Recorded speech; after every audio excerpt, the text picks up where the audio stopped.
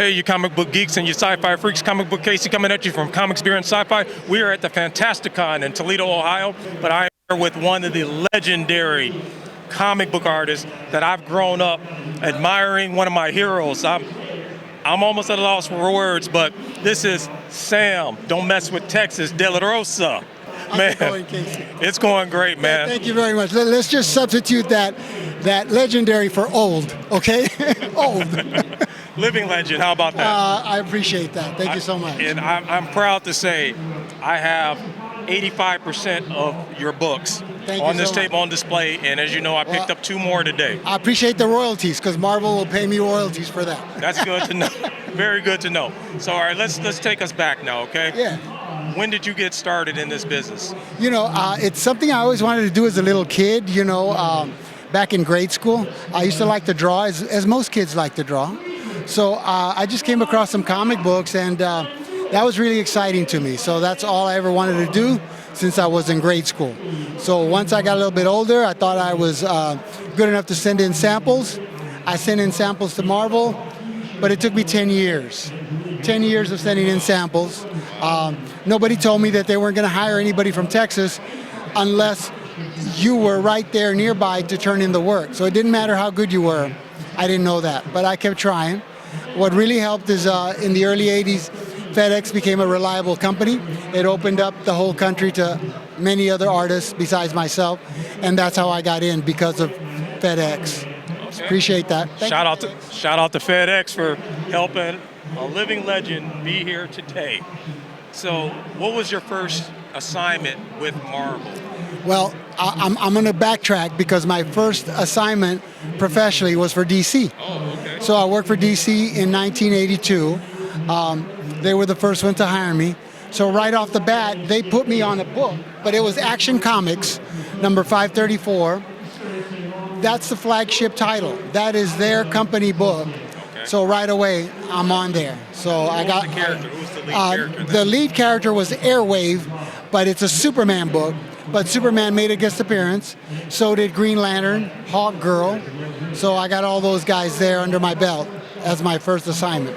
Now for Marvel, it was later that same year, and I got to work on Hercules. And then from Hercules, I went on to Spider-Woman, and then I did some Spider-Man, and then just about everything else. I'm gonna ask a daring question. Okay. Who did you like working for more, Marvel or DC? It's so easy. I mean, you know, both companies are great. They're professional, you know, but as a kid, I grew up on Marvel Comics. Marvel Comics, as a kid, to read them and to look at the pictures was more exciting. You know, I like the writing of Stan Lee and his other writers. As opposed to DC, it was not as fun. So, easy Marvel. And you got to draw with Jack Kirby. Yeah. So I got a picture of me. We're going to show that picture. And, Jack Kirby. So this is over 40 years ago. Now, Jack Kirby didn't set up at shows and draw like the rest of us, but he did this one time because this little kid asked him for a Captain America drawing, and that's what Jack's doing right there. I'm working on a Storm. That's what I usually do. But Jack, this was special for Jack. So if only I could time travel, I would have been that kid. So I got a picture with Jack, and then my only picture with Stan Lee, because I never thought to take a photo with Stan, was this picture. We were at a hotel together, and we were checking in at the desk and started talking, and then I just thought of, hey, how about a picture stand? But I only had my phone camera, and this was like 2007, so it's a lousy camera phone, but it's my only picture of me and Stan Lee. But later, you know, we got to sort of work together on this project called Spider-Man Mutant Agenda. Marvel and I did 3 issues for the comics.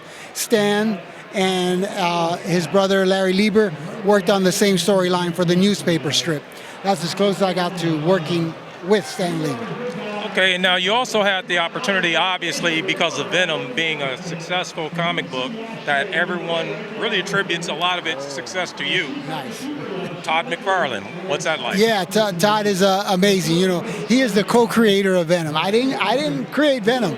I just worked on the specific books that Sony chose to make, so far, 2 movies out of. But Todd McFarlane and David Michelini co-created Venom, so I'm grateful to them. But Venom's origin started before that. That was 1988. His origin started in 1984 with the black suit symbiote costume. So there's a couple of artists involved with that. But then later he became Venom, and then later I worked on the comics good enough to make movies out of. How does that make you feel when these iconic characters that you've drawn and helped mainstream become movie projects? I'm just fortunate.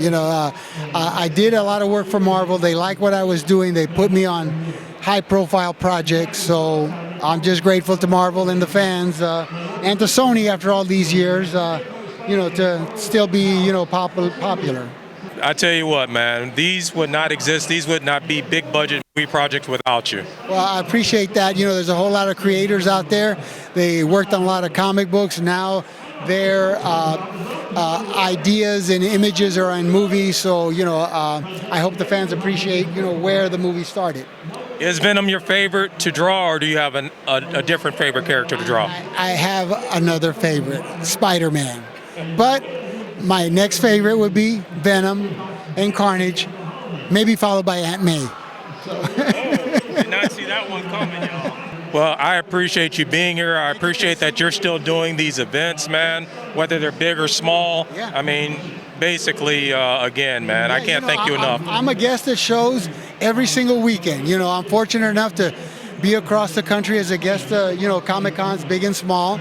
Also been fortunate to go overseas as a guest, Ireland, Dubai a couple of times, Mexico City, Canada. So I'm just grateful to be in this position. So thanks to the fans. They can connect with me if they want. My social media is artist Sam De La Rosa, both on Facebook and Instagram. The shows, the conventions, the fans, we're grateful to have this man still having the energy to do what he's doing. I've watched him. He's been interacting with everybody. No one ever feels left out when you come visit him. Thanks again, man. Thank you so much. Thank you, guys.